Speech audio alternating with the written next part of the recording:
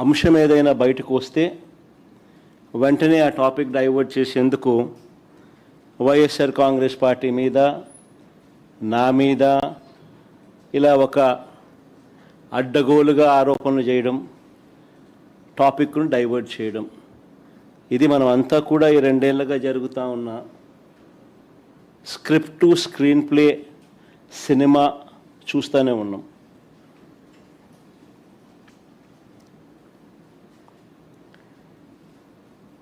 ఈ మధ్యకాలంలో చంద్రబాబు నాయుడు గారికి ఒక అంశం మీద ప్రస్తావన వస్తే చాలు ఆయన బీపీ పెరుగుతూ ఉంది.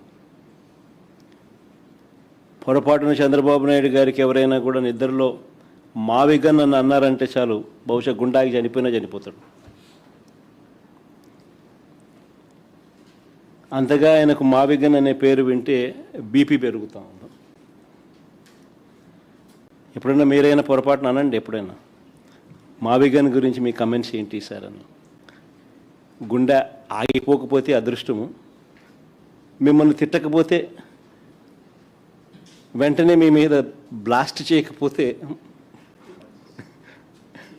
నిజంగా మీరంతా కరెక్ట్గా ఏ మేరకు అసెస్ చేస్తున్నారు చంద్రబాబు నాయుడు అని మీరే చెప్పగలుగుతారు. చంద్రబాబు నాయుడు గారు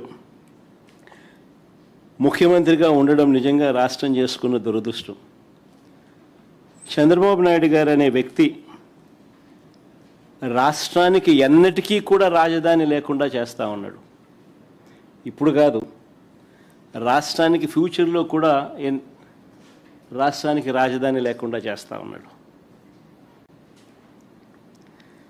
ఆ లక్షల ఎకరాలలో అమరావతిలో కేవలం రోడ్లు, డ్రైనేజీలు, నీళ్ళు, కరెంటు ఇటువంటి మౌలిక సదుపాయాలు ఇవ్వడానికే అక్షరాల